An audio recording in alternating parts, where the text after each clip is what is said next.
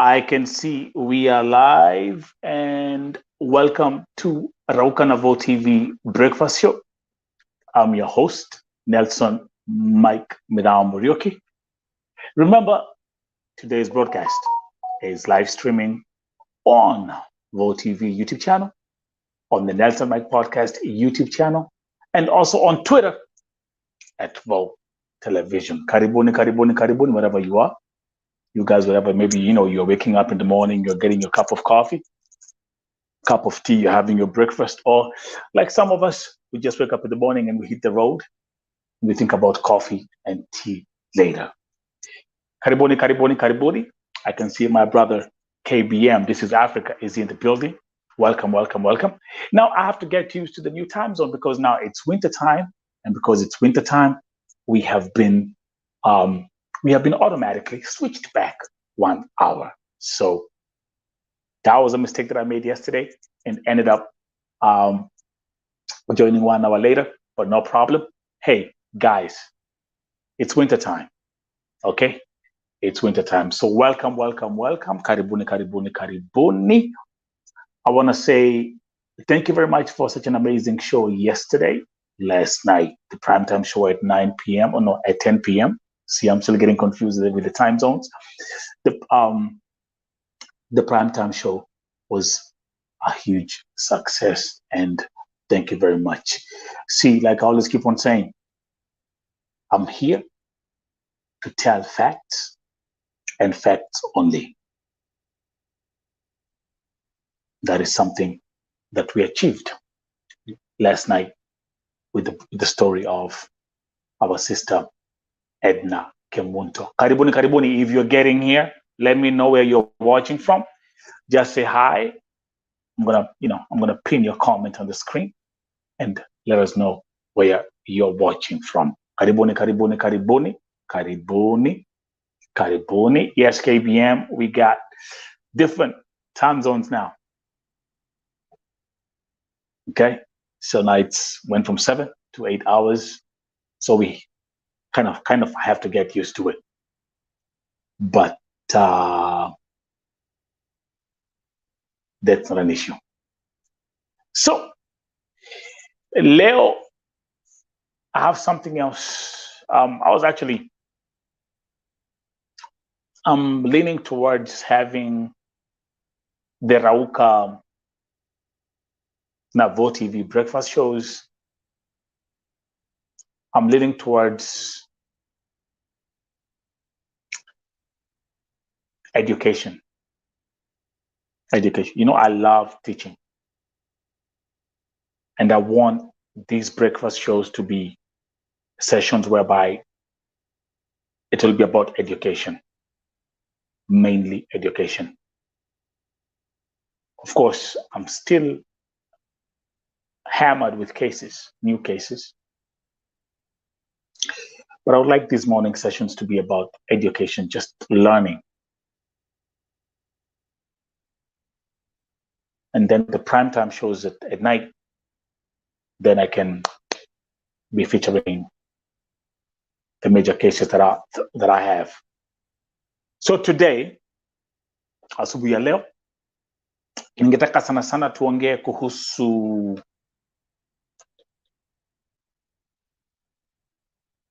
the visit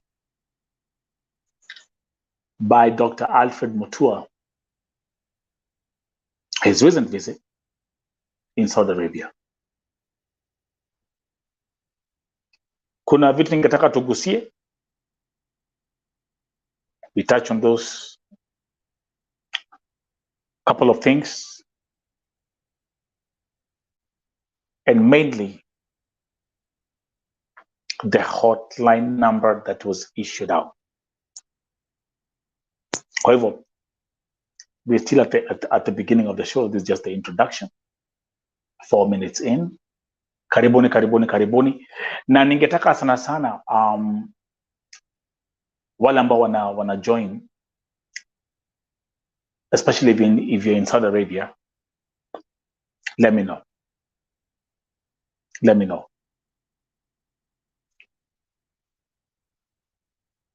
But I'd like us to focus on that hotline number that you see on the screen. Let me come here. That hotline number. The graphic that I used, that was Dr. Alfred MUTUA listening to Kenyans in Saudi Arabia who are talking to him, telling him exactly what they're going through, telling him ndio mashida ambayo tunapitia. And luckily, Vincent Okori, welcome. And luckily, a couple of these Kenyans who met Dr. Alfred MUTUA, they reached out to me and they gave me a summary of what the meeting was all about and those things that they were able to discuss. Dr. Alfred MUTUA gave us a press statement after his 2 days visit in Saudi Arabia.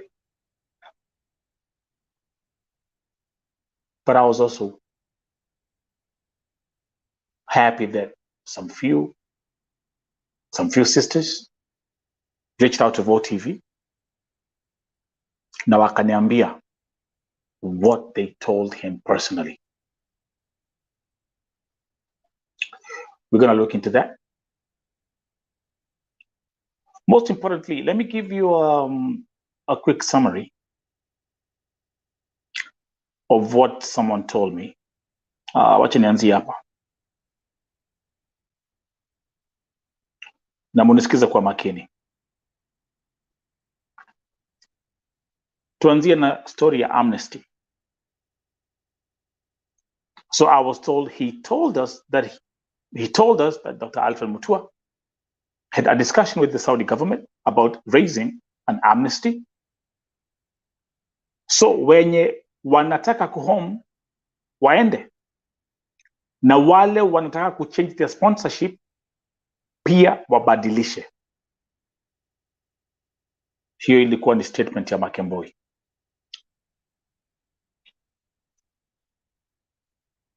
Okay? So the issue of amnesty,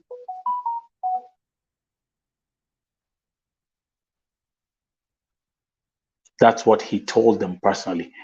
And remember, this is a summary. This is actually a transcript that I'm reading, which I received from Kenyans who attended this meeting with Dr. Alfred MUTUA. Then,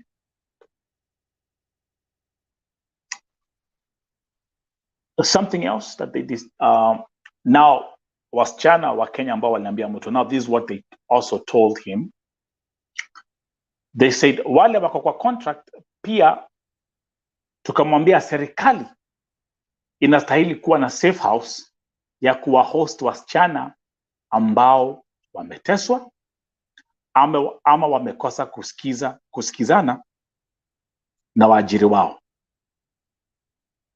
as their case is solved, kama vile Philippines government inafanya.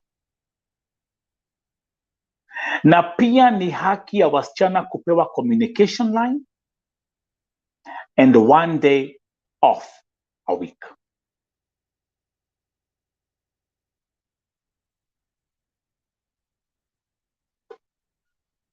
Are we clear on that?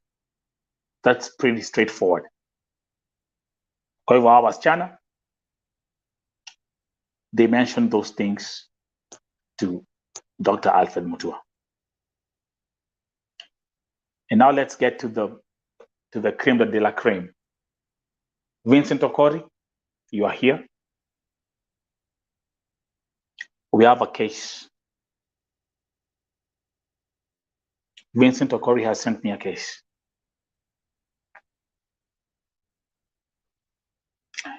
And my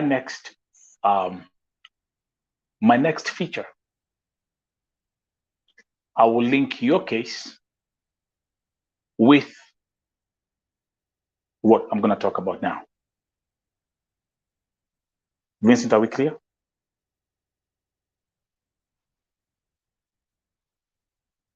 Pia Dr. MUTUA alipeana hotline number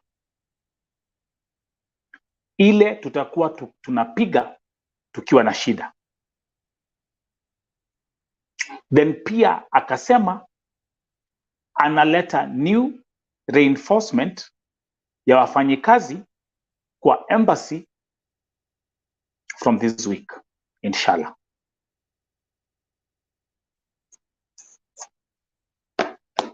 So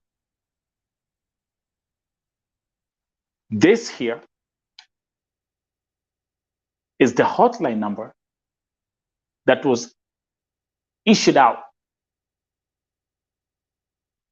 by Dr. Alfred MUTUA. Plus 966 500 755 060. This is the government. This is the Ministry of Foreign Affairs. Wakisema ya kwamba hii number, hii hotline number, kama unapitia changamoto, piga hiyo number.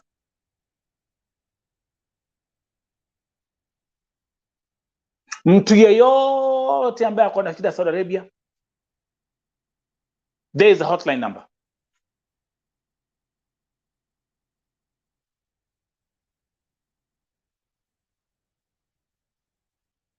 Officially announced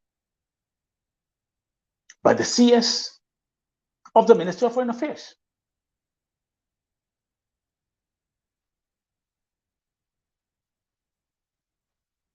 And then I thought, okay, well, now that we have an emergency number, I thought, okay, my inbox is gonna be, it's gonna be peaceful out here.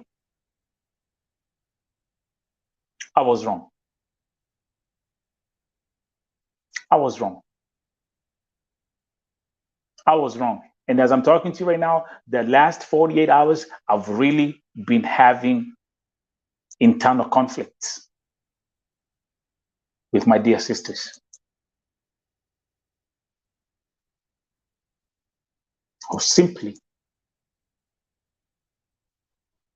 seem not to accept the new reality. Give an example. Mtu anani inbox ananiambia mashida zake, namwambia okay, sorry my sister, lakini Dr. Alfred MUTUA amepatina a new hotline number, please call that number na uone vile utapata usaidizi. And believe you not,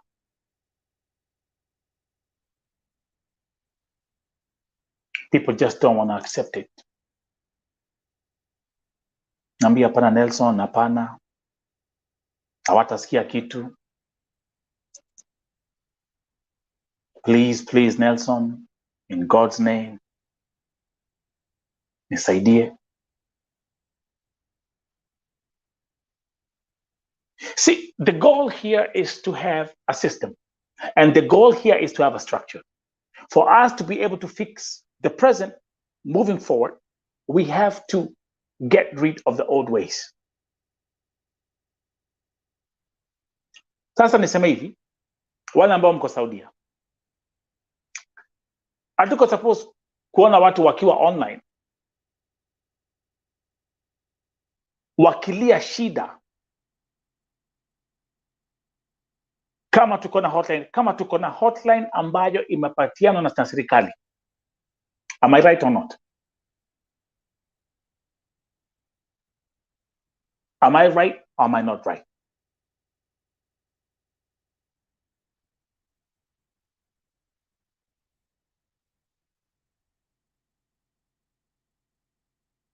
This is a hotline number for help.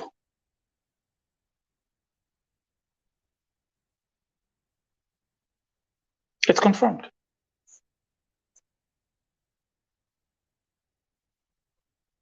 It's confirmed.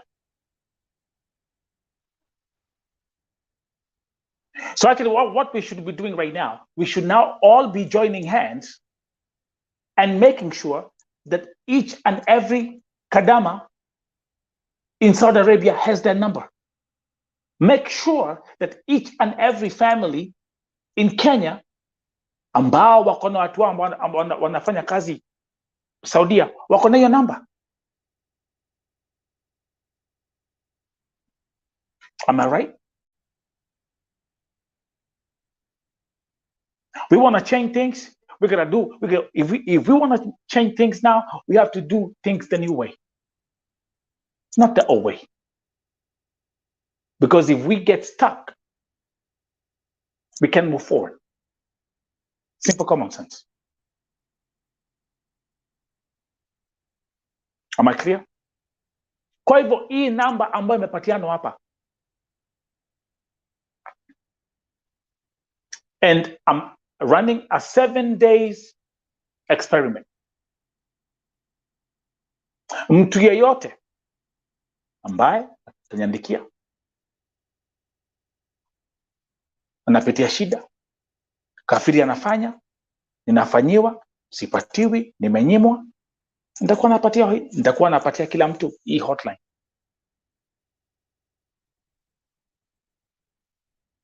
That's the number to call.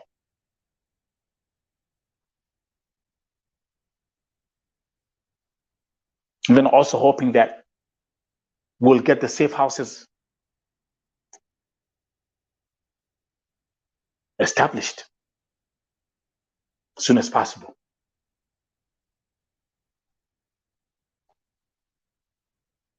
Things have to change.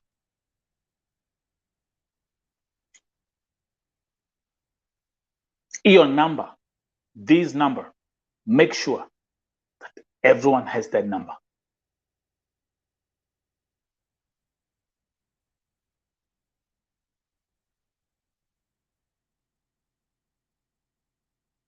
See, let me give an example what I mean. I'm going to give you an example. Jana, I get this case.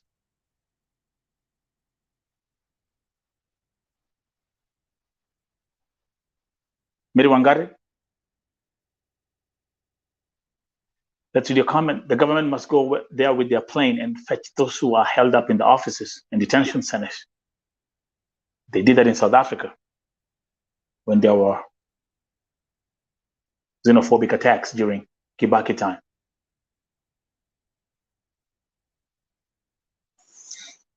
I hear you. But now let me give an example of what I'm talking about. You see that story right there? I received phone calls from about 7 people last night. People who are panicking about this Kenyan sister who has been thrown from the 3rd floor. And by the way, this is Saudi Arabia. Both legs broken, fractured, as you can see. That picture was taken by her doctor. But now something very strange happened.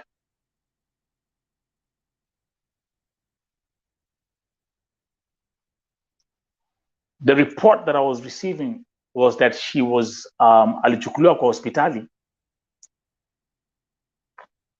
Someone picked her from the hospital. An unidentified person picked her from the hospital, and she has been missing.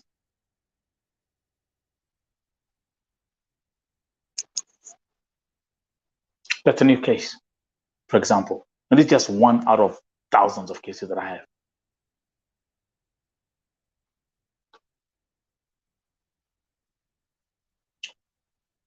And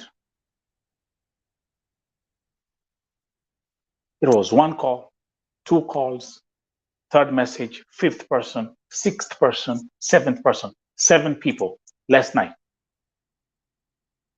brought this case to my attention.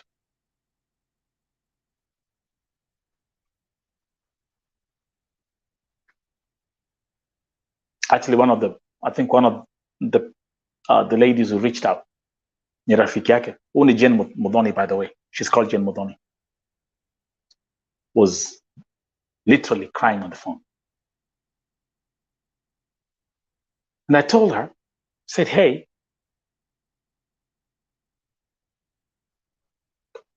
call this number.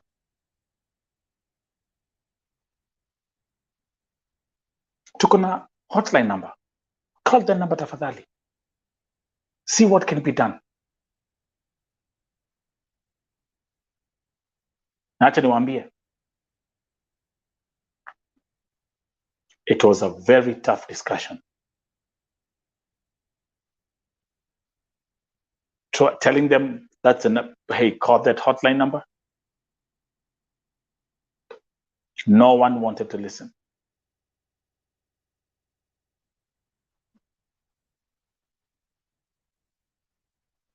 We can't do things the old way. We have to do things the new way.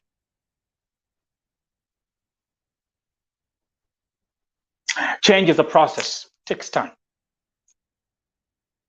MUTUA just left Saudi Arabia. And by the way, according to a poll that I did on Vote TV, 67% have said they are not satisfied with Dr. Alfred MUTUA's visit in Saudi Arabia. 67%. That's a big number. That's a big number. I did that Vote TV poll, and that's what they say. 67%.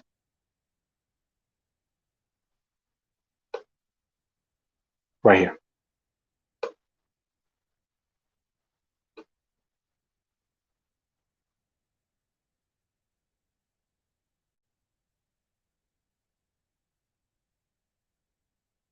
One thing I was personally critical about is that Alfred MUTUA did not meet the parents or the families of the victims before he left to visit Saudi Arabia. That's where he should have started. But instead, he met the agencies first in his office.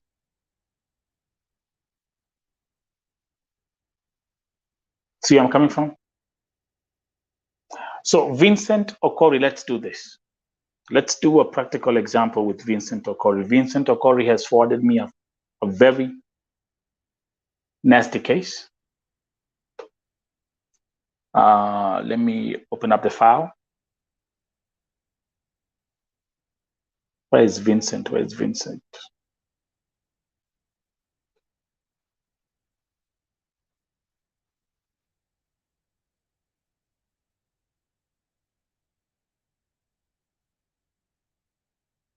Okay.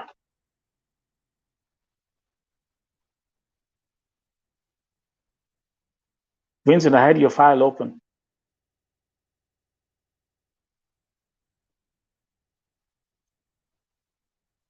Give me a second. Oh yeah, here we go. Vincent Okori. We have a story of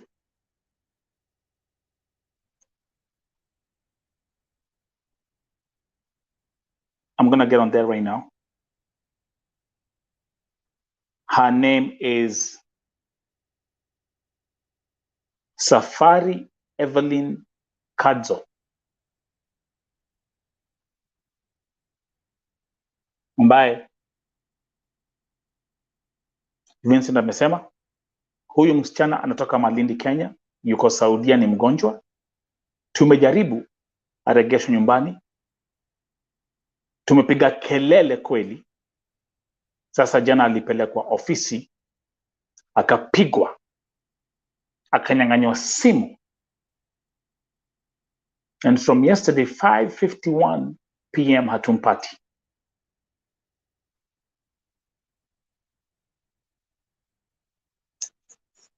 Vincent, stay right there. We'll get, we'll look at this case right now together. Because I want us to link your case with the hotline number. Does it make any sense?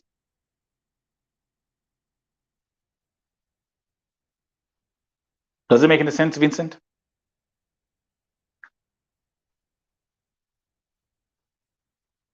Msichana anapigwa, simu imechukuliwa. It should not be happening.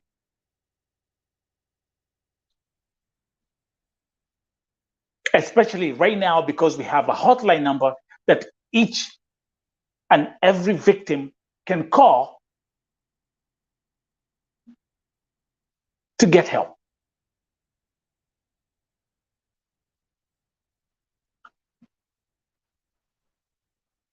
Now,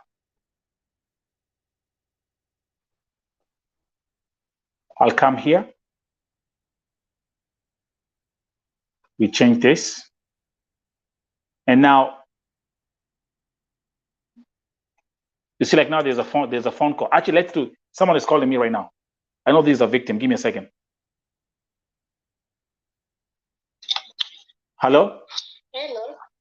Yeah. Habari yako? Mzuri sana. Mimi naitwa Kate, niko Iraq. Uko Iraq?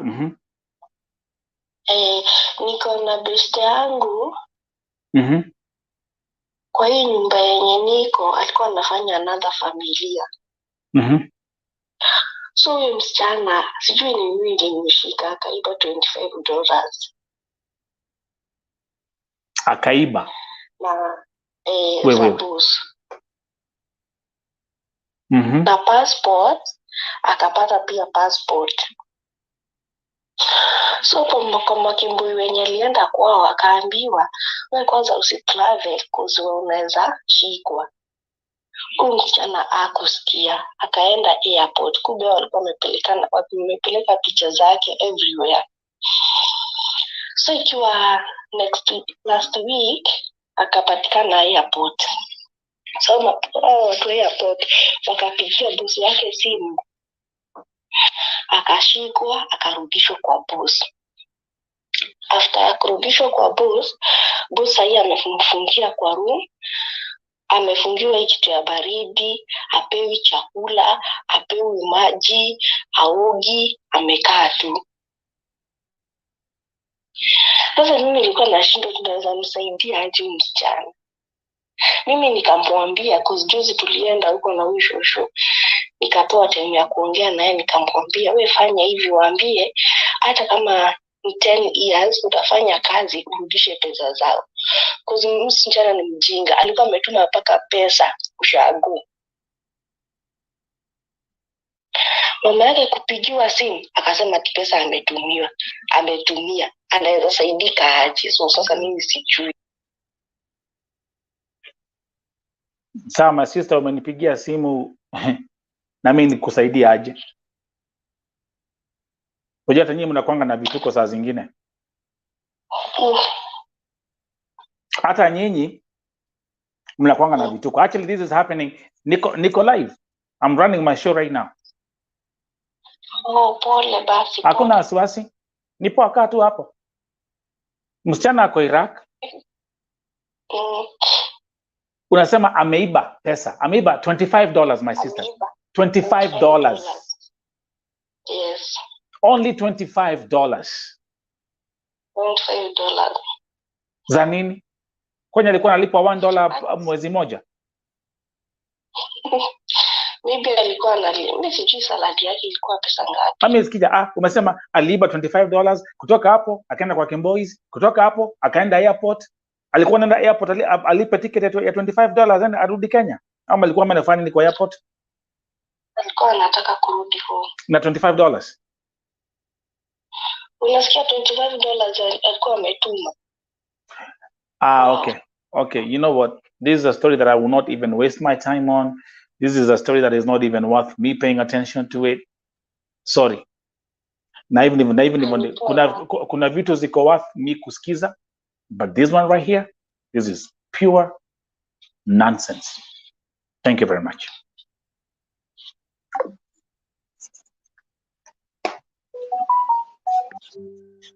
Do you see the kind of things I deal with? Ina happen nikiwa live. Neredoni. Kila kitu. Neredoni saidia. Neredoni. Hebu sikia ujinga. Hii ni ujinga. You know, this one I can't deal with this. I have no time for this. Sorry. Kazi ni mingi, masaa ni machache.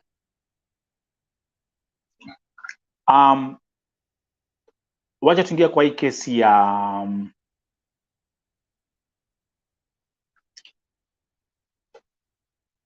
msichana wa Malindi.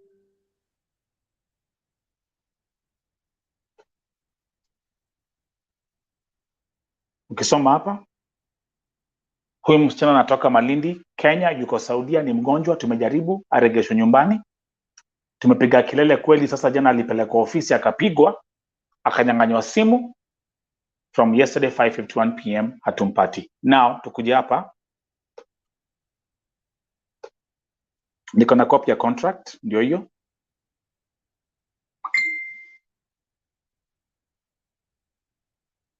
Now, and by the way, I have some breaking news from Lebanon. Now, the recruitment agency is Fawazil Al-Juf Recruitment Office.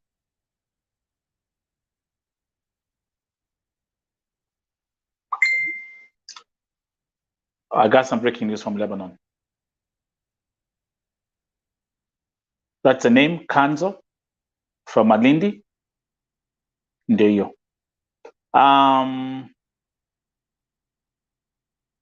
This is how she left when she went to Kenya. When she went to Saudi Arabia.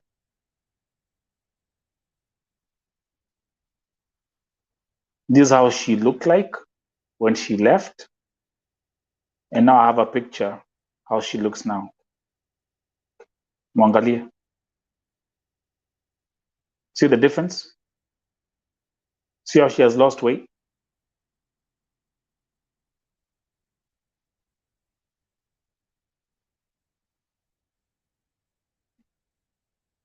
Same person. Kind of reminds me of when I was looking at Damario Sita's comparison. Angalia. Before, after.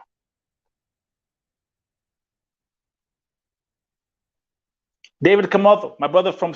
Man, David, you have to come and join me today, man. Bro, you have to come and join me. That's my brother David Kamotho all the way from Seattle. You have to come and join me.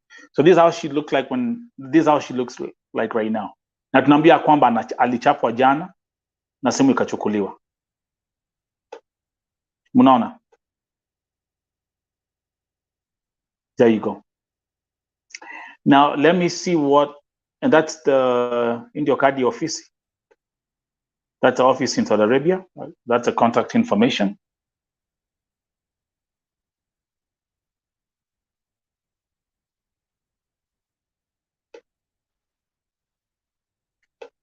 And by the way, thank you, Vincent Okori. You've done a very good job the way you've sent me all the documents. That's the office in Kenya, Al Suwaidi Recruitment Agency. Nani yako Kenya sahi? Nani anaweza piga simu? Can we guys join hands together? Can someone call this office right now while I'm still here?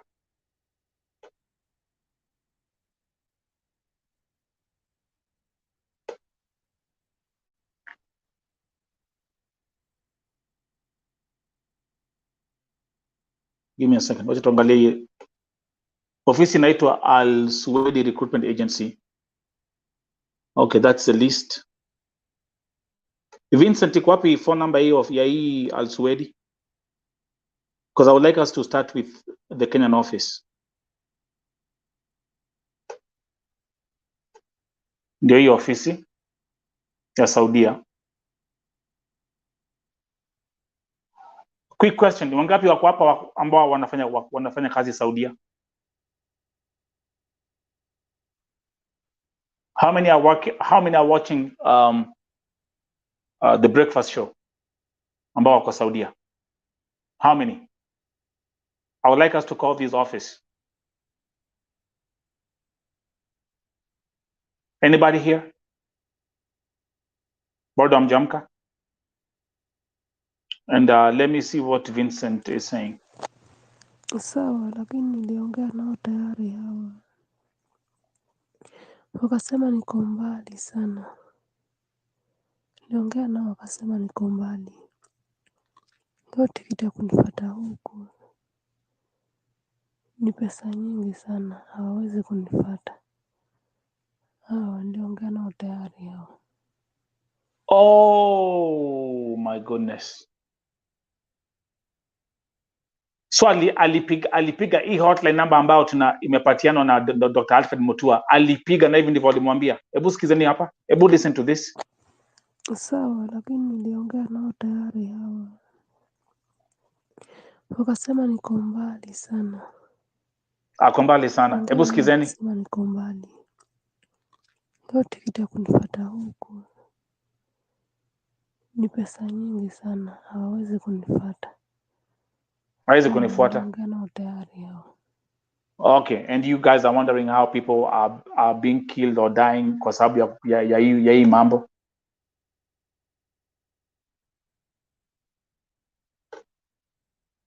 That's our sister.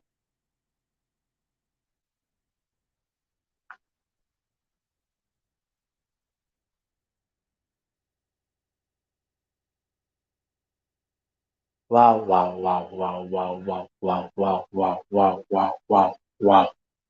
Kwa hivyo atakupiga hiyo namba unaambiwa kwamba aliambiwa ako mbali sana.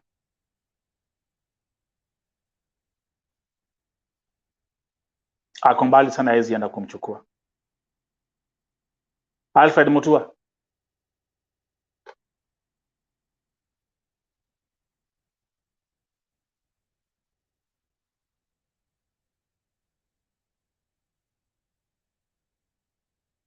Na nikiambia watu hapa zile bado naendelea kupata messages wasichana wakilia kwamba wanapitia changamoto. Na nikiwapatia hii namba, that's exactly the same thing they are saying. Nelson hakuna kitu cha kuja hapa kusaidiwa.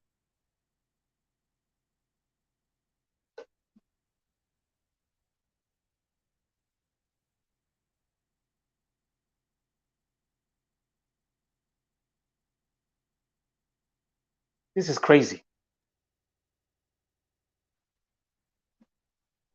Kuna mtu ambaye ana watch breakfast show ya leo ambaye ako kwa shida na amepiga hii namba simu.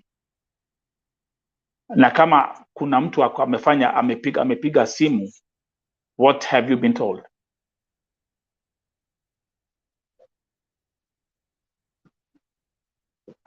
Numesikia mwanamke vile ameambiwa ako mbali sana. That's what she has been told. You are too far away.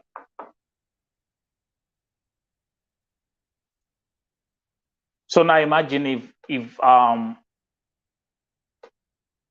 you are in a bad, you are in an emergency situation whereby it's a life or death situation. So what happens then? So what happens?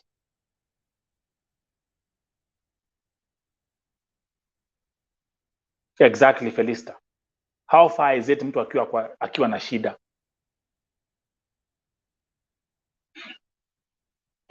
Let me come back to Vincent. And that's exactly what I told Vincent. Nilimwambia Vincent, hii namba iko hapa. Mwambie apige simu. Umesikia vile msichana amesema. Well, so kama ukipiga simu unaambiwa it's too far. How then are we expected to be helped?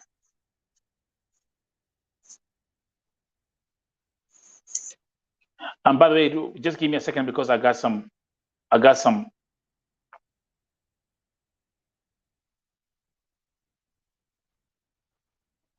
breaking news from Lebanon.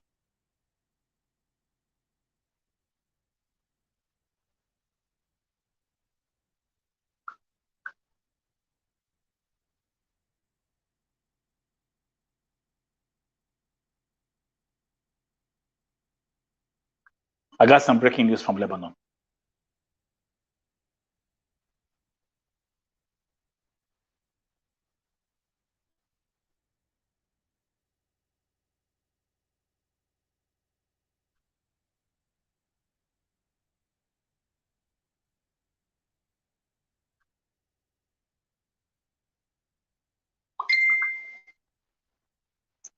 Give me a second, guys.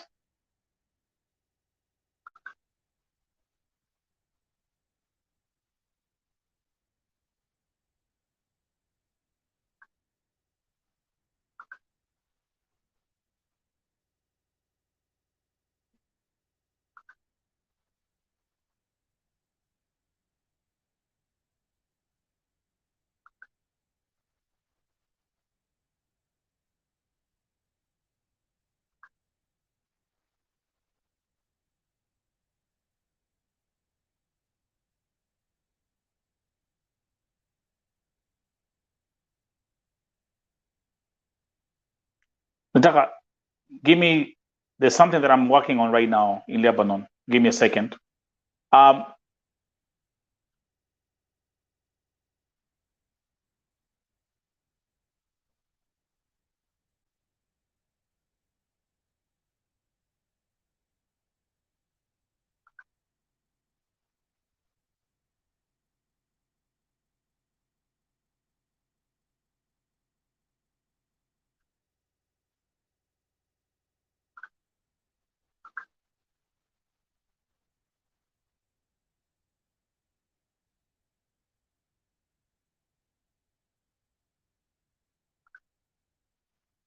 Sasa kama watu wanapiga simu, mtu anaambia kwamba ati huku ni mbali sana.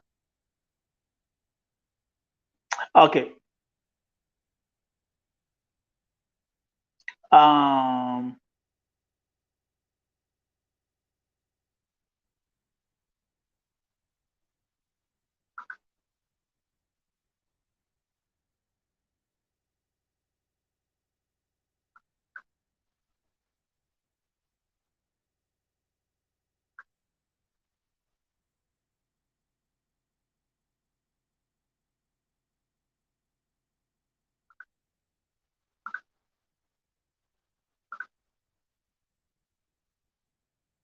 Wale ambao naona watu wameanza kuingia hapa. Nani, kuna mtu amepiga hii hotline kuconfirm akiwa na shida?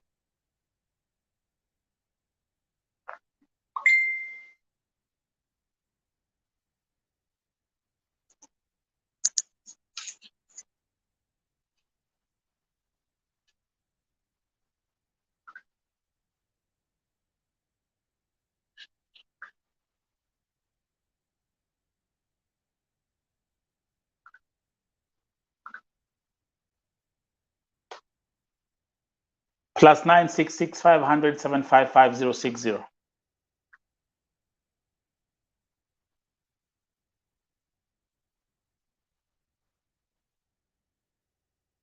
Nyinyi ambao mko Saudia, kuna mtu amepiga hii namba?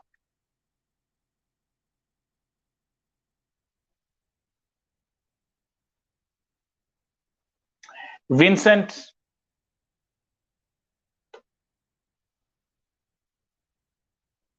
let's come back here. Nataka msikie vile Vincent vile tumeambiwa na huyu msichana.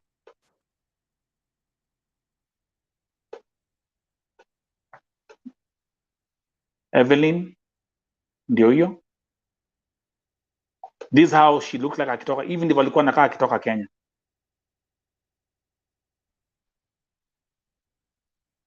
That's how she looks now.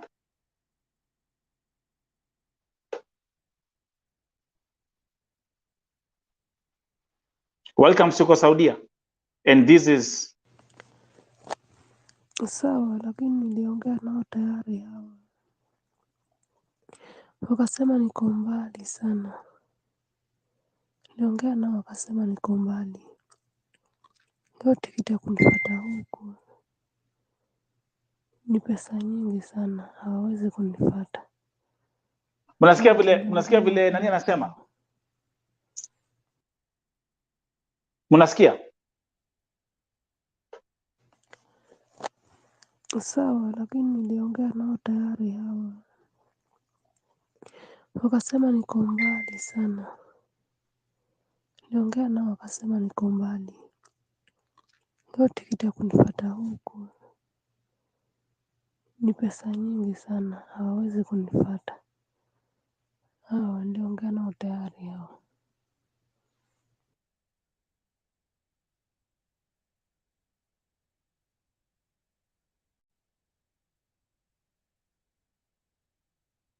Wacha nichezee kitu tena. Sawa, lakini niliongea nao tayari hawa. Niliongea nao. Wakasema niko mbali sana. Niliongea nao wakasema niko mbali. Leo tikiti ya kunifuata huku ni pesa nyingi sana, hawawezi kunifuata. Hawa niliongea nao tayari hawa. Tiketi ya kuja kunichukua huku ni pesa mingi sana, hawawezi kuja kunichukua. Ama hizi kuja. Man, I'm gonna keep on playing this audio. Hata mtu hajafika Kenya, hypothetically speaking. Sawa, lakini niliongea nao tayari hawa. Itasaidia aje? Wakasema niko mbali sana. Wakasema niko mbali sana. Niliongea nao wakasema niko mbali. Niko mbali. Tikiti kunifuata huku ni pesa nyingi sana, hawawezi kunifuata. Ticket ni pesa mingi sana, haizi nifuata. Niliongea nao tayari hawa.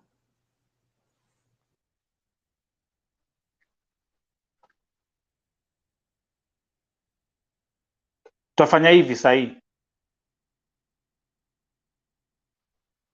Hebu angalia, look here na. Angalia sahi. This is happening in real time. Hii ni kesi inaingia hapa. Hebu angalia hii kesi hapa. Hii ni kesi nyingine. Wacha nichukue hii kesi hapa. Hello, good morning. Ilikuwa ni jana, by the way. Hope you're doing great. My name is Triza Kogi. Please, I need your help. My sister is in Saudi Arabia and she really needs our help. Please assist me. So tuko na hotline.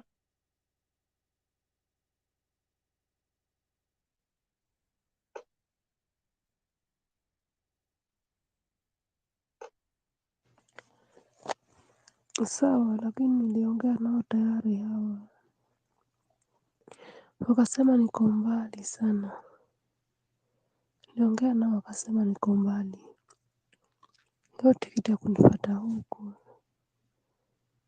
ni pesa nyingi sana, hawawezi kunifuata.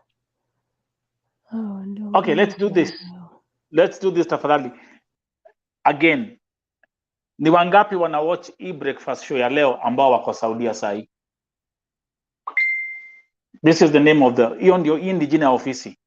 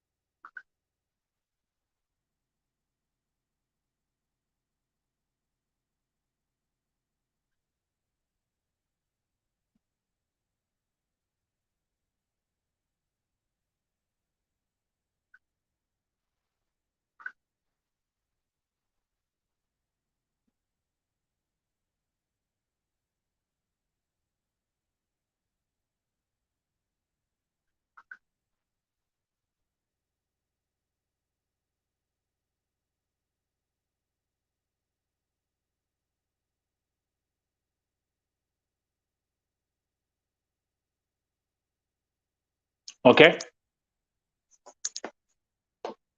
Okay. PB Jen, fanya hivi. David Kamal, this is the reality.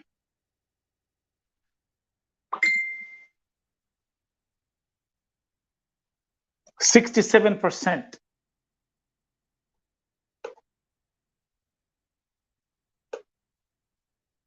67% wamesema they are not satisfied with MUTUA's visit in Saudi Arabia. 67%. This is a perfect example. There's a hotline number. Okay, PB Jane, hebu pigia hii ofisi.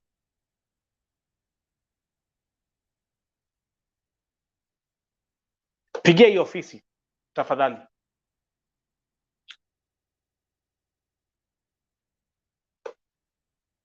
And we ask about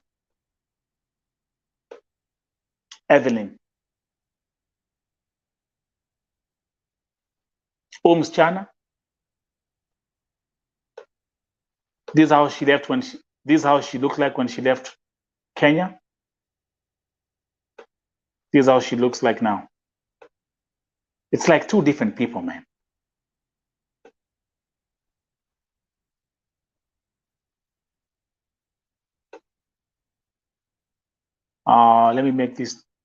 Let me change this thing here.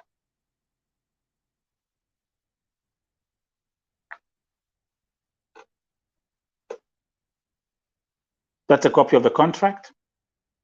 Ndio hiyo contract yake.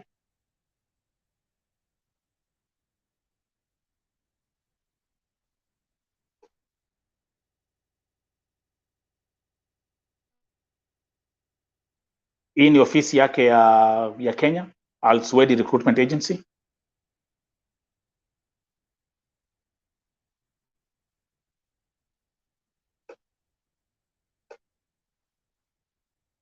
Here we go. Meanwhile,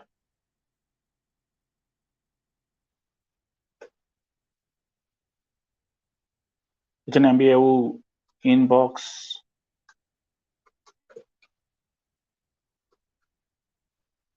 Si tuko na hotline ambayo tulipatiwa.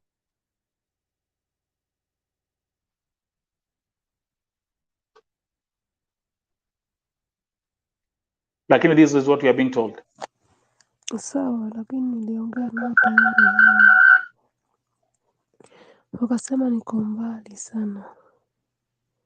Niliongea nao wakasema niko mbali. Ndio tikiti ya kunifuata huku ni pesa nyingi sana, hawawezi kunifuata. Hao niliongea nao tayari hao. Hao niliongea nao tayari hao. Alipiga hii namba. Alipiga hii namba. Na niliwaambia.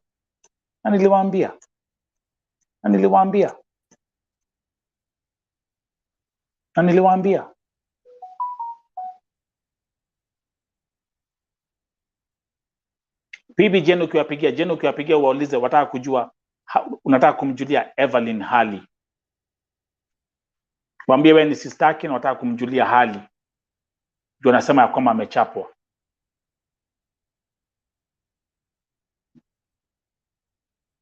Si tuko na namba? +966 500 755 060.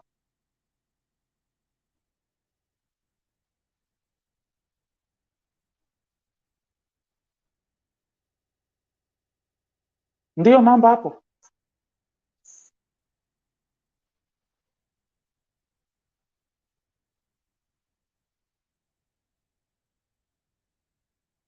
Msichana kesi yake nililetewa jana, those who are tuning in.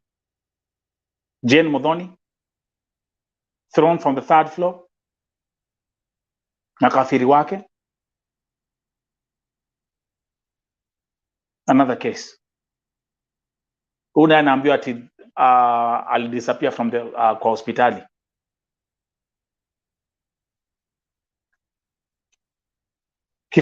Kifo cha Damari. Nitaendelea kuwapatia updates as we proceed.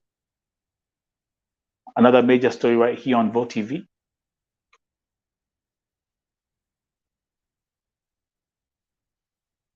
Last night,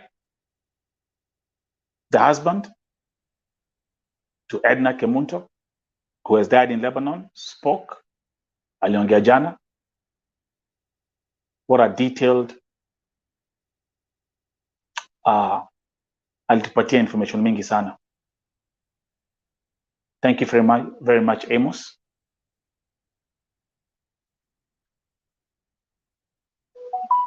Lineta Kinyi, nimeongea na mamake jana. Thank you very much. People, we are tunaendelea kumsaidia. And Lynette is alive. Ameongea na mamake, alimpigia mara moja. Still following on that. So this major cases and major stories right here on Vote TV. Dorothy Moli, lost in India. That was a major story. Still asking everyone, anyone who has seen her. Left Kenya on July 26th, 2019. Has never been seen again. Huyu ni msichana wake, that's a daughter. Vivian, that's a son. That's her sister here in the US who came on the interview. Check on that segment, Lost in India, here on Vote TV. So, some major highlights of these stories. This is a new one. Jane Mothoni, thrown from the third floor. And by the way, this happened in Saudi Arabia.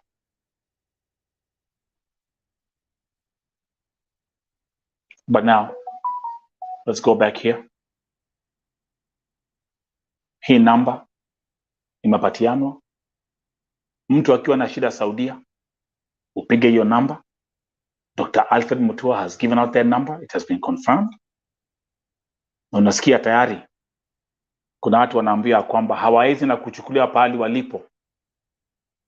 Ni mbali sana. I'm getting a new case.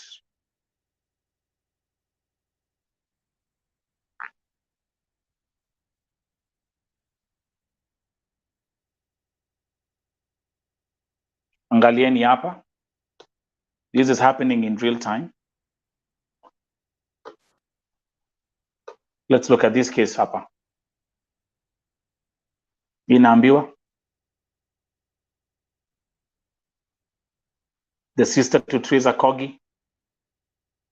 Naambiwa first, she doesn't have a Saudi number because she's not allowed to use her home. Her what? To use her phone. I think that's what she meant. No Wi-Fi.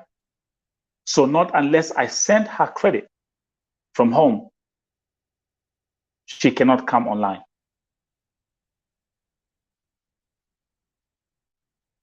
I have that's the agent in Kenya. This is the number of agent from Kenya. This is her boss number. Angalia hapa. As we are speaking, she has been locked in a store. No IC, no food. She means no AC. No AC, no food, no water. The day before yesterday, I texted her boss. She unlocked the door for her, but she's still in that store.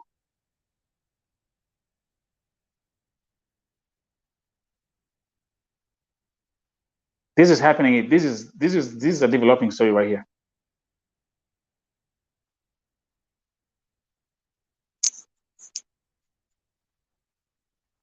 So what I'm gonna do is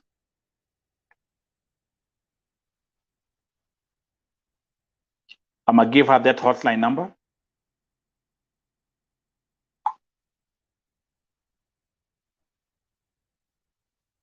Na nitamwambia, please call that hotline number and report. Let me know what they tell you,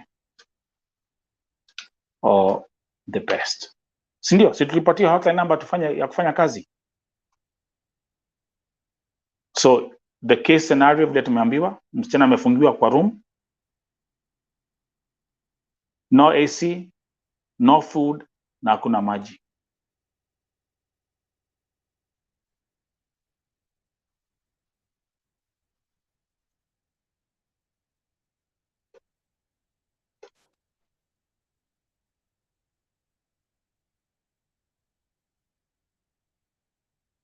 Okay,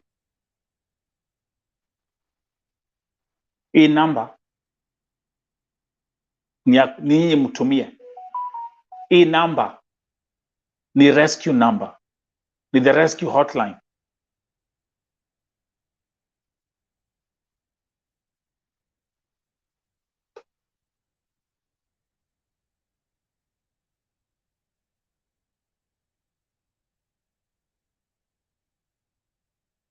Hii kesi inaendelea hapa.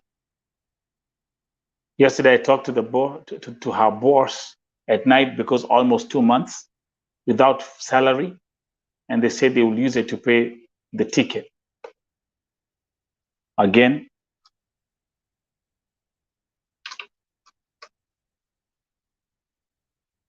please report to the hotline number provided by Dr. Alfred MUTUA.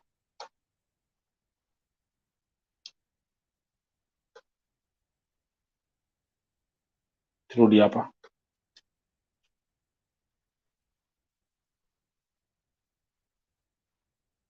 Thank you very much. Welcome to Vo TV Primetime Show. This is the Rauka na Vo TV Breakfast Show. Nitasema haya tena ya kwamba wale watu wote ambao wanani inbox kwa WhatsApp, on my WhatsApp numbers, Facebook, email, for the next 2 weeks, kazi yangu itakuwa ni kumake sure ya kwamba hii number, mtu akini inbox mwambia report kwa hiyo number. Na once umereport hiyo number, which means kama ni victim, hii number familia yako pia make sure your familia zenyu zimepata hii number pia.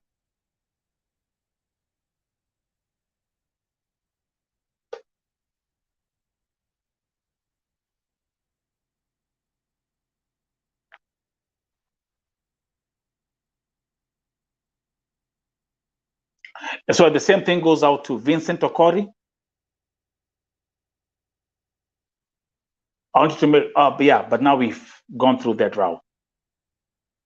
Anaambia ya kwa mbali sana, hawezi enda kuchukuliwa.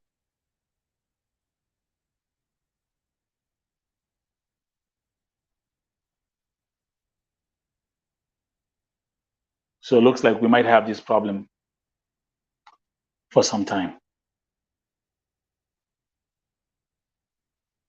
Kama tunaambiwa namba, kama tunaambiwa msichana ako mbali sana, ticket ni expensive, hawezi enda kuchukuliwa pale alipo. This is nuts. But I'm not surprised. I'm not surprised.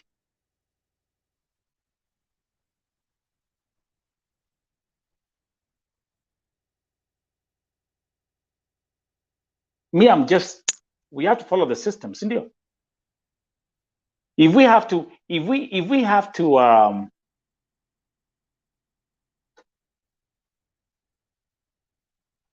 get some changes, we have to follow the system.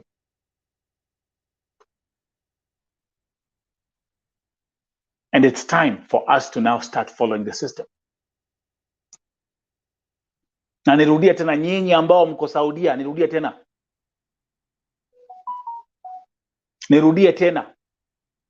Before mtu aseme anafanya, anachapwa, anasijui nini, make sure. We cannot keep on doing things the same old way. MUTUA amekuja Saudia, amekaa siku mbili. Okay, are we happy with some stuff? No. Do we have a hotline? Hii namba imepatiana, it's public. He spoke about it. Thank you, daughter of the soil. Thank you.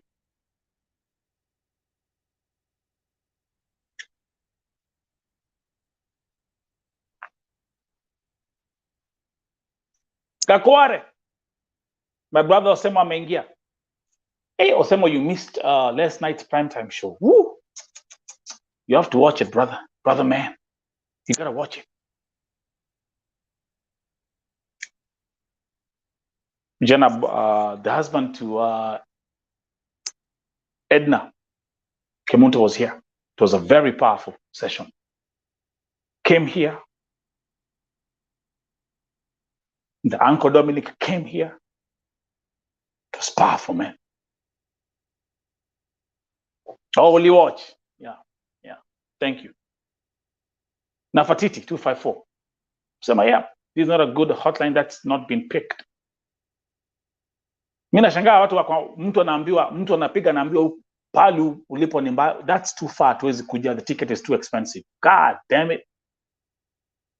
Reminds me like back in the days in Kenya ulikuwa unapiga, watu walikuwa na, kama kuna place pa kuna robbery unapigia makarawa nakwambia anakwambia Kakware. Gari ina mafuta, tuwezi kuja. Huwa tuwezi kuja, gari hakuna mafuta hapa.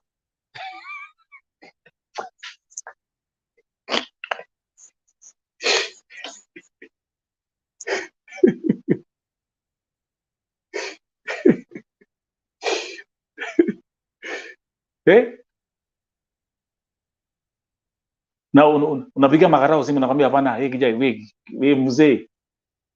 Huwa tuwezi kuja, gari hakuna mafuta hapa. Man. Crazy. Yeah, I mean the same thing. Tuko na msichana ambaye ako na shida. Anaambiwa huko ni mbali hatuwezi kuja. The flight ticket is too expensive. So akiwa na shida, how will she get help? And after calling the number provided by our CS, +966 500 755 060.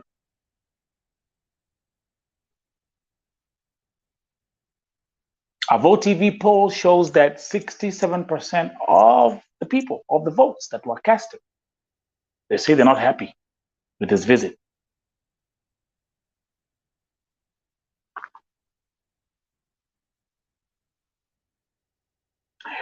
Wacha niwaulize kwa sababu naona mbogi ya Saudia imeanza kuingia hapa. Will this fix anything? Na by the way pia Dr. Alfred MUTUA alisema ya kwamba kuanzia this week watu wa embassy ya Saudia wataanza kupata backup.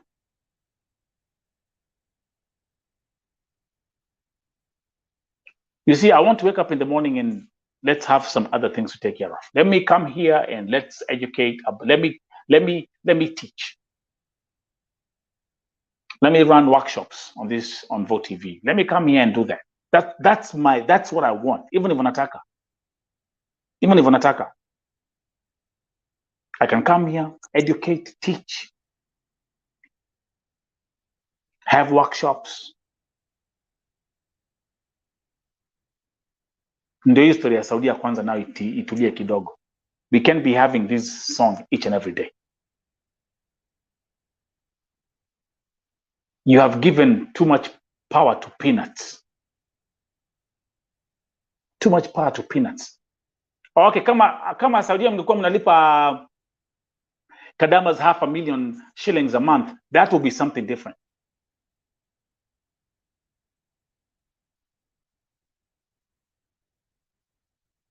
Now, looking at it from an American perspective.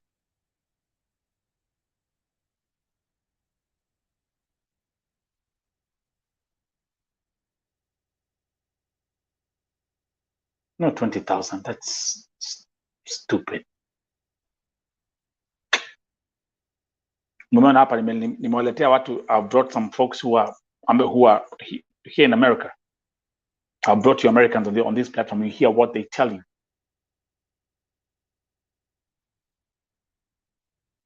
They can't understand. Actually, one of my workmates, he told me a long time ago, he told me, Nelson, why do you even bother dealing with this nonsense? Just tell your people not to go there. And that was after I said, it was like, yo, Nelson, how much they get paid, man? I was like, man, they only get $20. He was like, $200? Just tell them to stop going over there. Just wasting your time with this nonsense, man.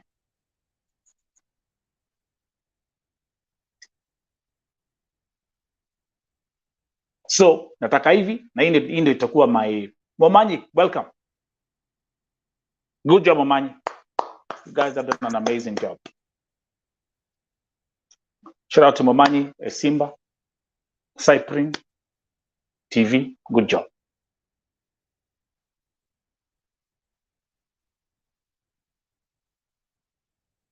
So kama serikali imepatiana hotline ambayo nyinyi mko supposed kupiga mkiwa na shida, hiyo hotline mtumie.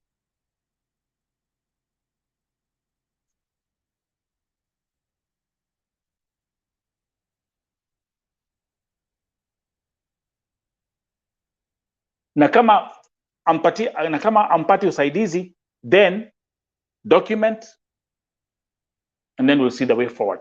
For the next 14 days, that will be, now I'm saying this publicly, na nimekuwa nikifanya hivi since Sunday. I've been doing this. Na unapata ya kwamba bado watu they wanna say, oh, Nelson, hatuwezi fanya kitu. Naambia mama, MUTUA amepatiana hotline ndio msaidiwe, ndio iko hapa, tupiga hiyo namba. Ati hapana, in God's name I'm like, okay, it's great. I understand in God's name, I understand that. But I'm just here saying, if this is the government office that is giving out this hotline number, if this is something that was mentioned publicly, if this is something which was televised, if this is something which it's written, then let them make use of it.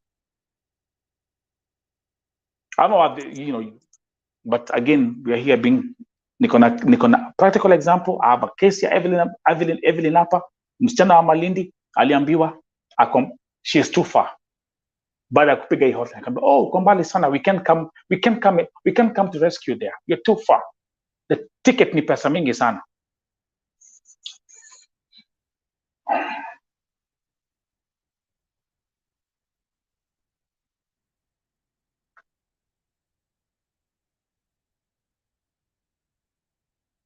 Ticket ni pesa mingi sana.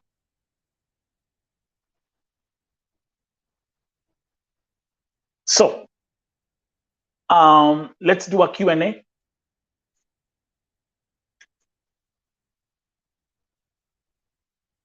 Kuna mtu ambaye ako Saudia ambaye haelewi mambo za hii hotline number. Aulize swali hapa tafadhali.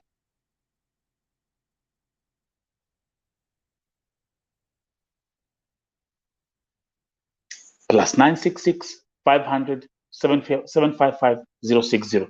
Nyie ambao mko Kenya, kama mko na wasichana wenyu Saudia, ala nosemo bibi yako kwa Saudia, hata kama alikuruka bila kukuambia ikakware. Wewe uliamka ukapata kitanda ikiwa empty on one, muliingia kwa bed pamoja, ukaamka ukapata kitanda ikiwa empty the other side.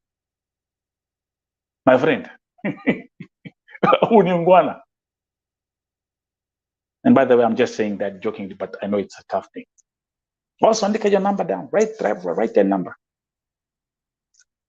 Momanyi, my brother Momanyi, especially in your county, my friend, huko ndiko mambo imeshika moto. Huko ndiko mambo imeshika moto. Tafadhali Momanyi, hakikisha ya kwamba hizo familia ambazo zimepeleka wasichana Saudia, tafadhali wako na hii number. Now, the only thing we can do is, here on Vote TV, the best I can do is educate, share information, educate, share information, educate.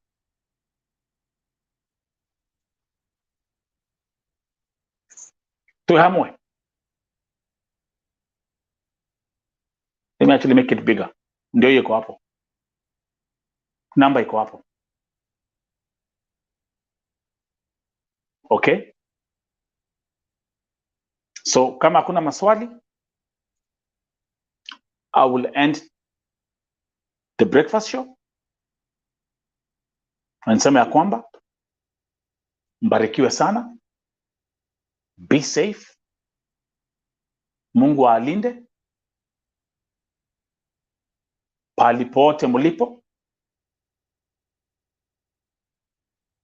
Thank you very much yesterday for such an amazing broadcast.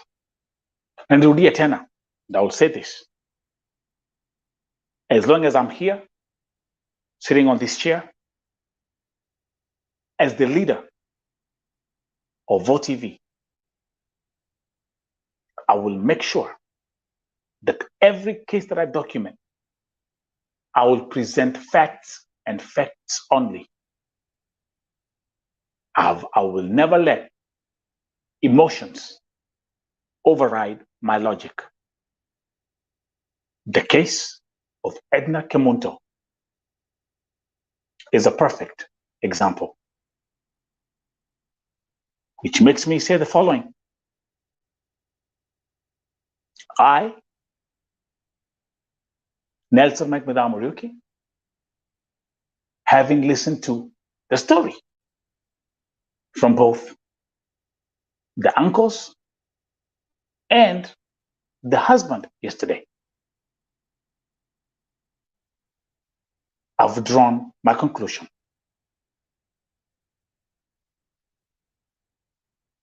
Edna Kemunto had a good employer. Edna Kemunto was never physically abused. Matter of fact, Edna Kemunto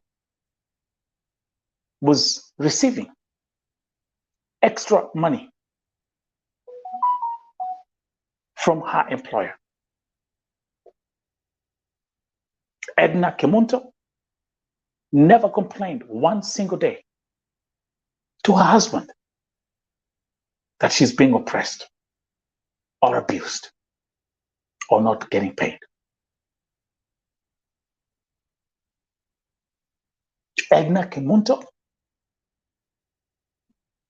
used to communicate with her husband and 2-year-old son each and every day.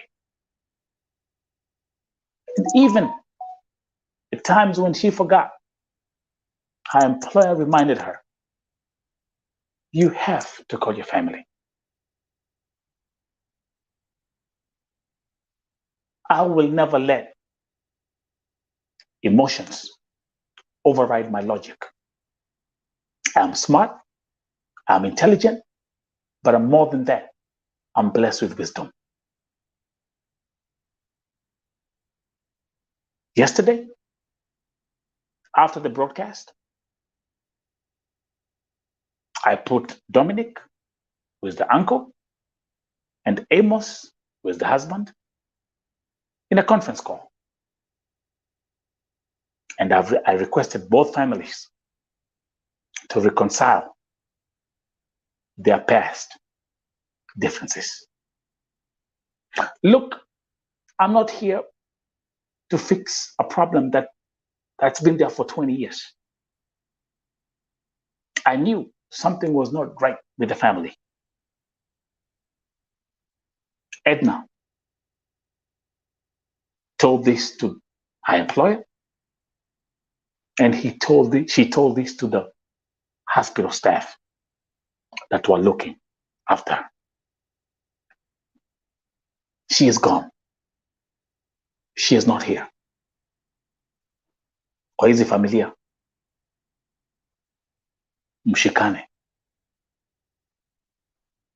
James Getty, watching from Riyadh.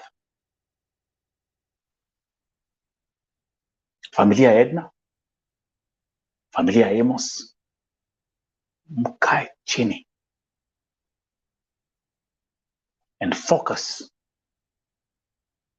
on how peace will prevail for the sake of the 2-year-old son who has been left behind. I've come to know some background information, which I will not speak about here. And again, I'm a man of wisdom. I will leave that to the families. My responsibility is to document and report facts at VO TV. Thank you very much. Thank you. It's sad. It's a sad story. But again, let this be a lesson to others.